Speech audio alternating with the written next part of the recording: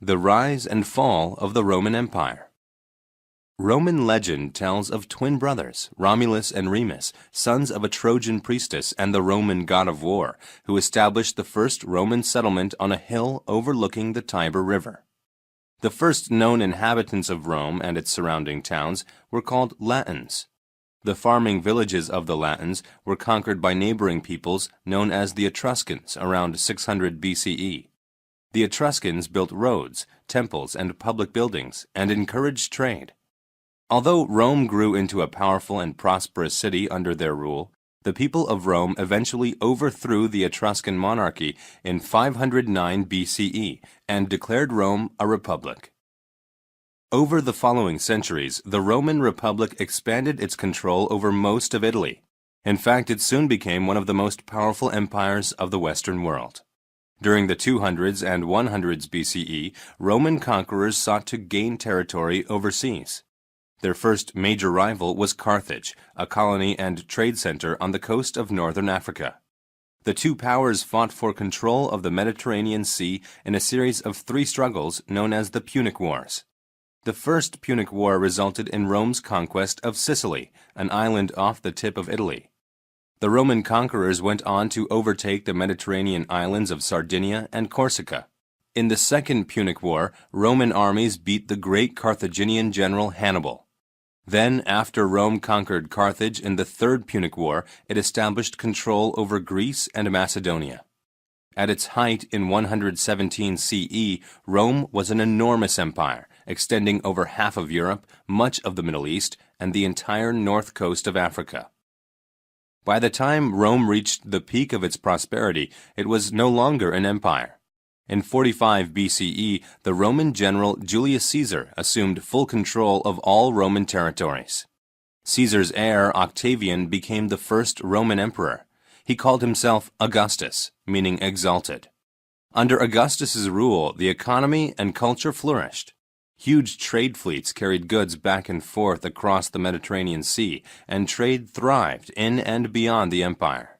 The Romans exported wines and olive oil from the Italian peninsula and imported precious spices and materials from China, India, and Africa. Although they acquired many of their cultural ideas and skills from the Greeks, who had excelled in art, science, literature, and architecture, the Romans also built massive aqueducts, bridges, and extensive road systems, and mastered the fields of law and government.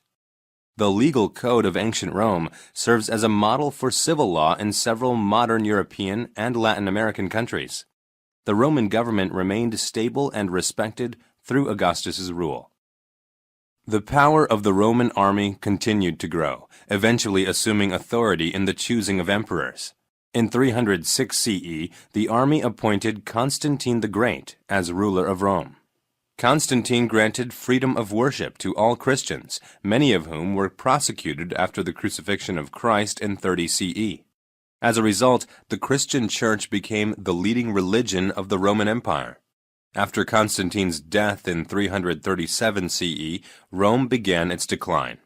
Almost 60 years later, the empire split into two parts, the West and East Roman Empires. Although the West Roman Empire fell soon thereafter to Germanic tribes, who further divided the territory into several kingdoms, the East Roman Empire thrived for many more years as the Byzantine Empire. It survived until 1453, when the Turks captured the capital city of Constantinople. Despite Rome's political downfall, its achievements and institutions survived in the form of Western European and American culture. Latin, the official language of the Roman Empire, remained the language of European scholars and writers for over 1,000 years after the fall of Rome, and served as a basis from which French, Italian, Spanish, and other Romance languages developed.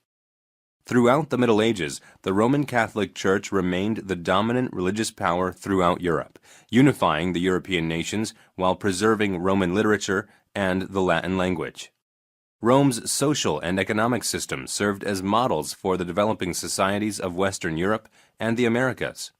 These societies also adopted Roman principles of justice and politics in the creation of democratic forms of governance. Although the ancient empire of Rome no longer exists, Roman achievements still inspire the contemporary way of life.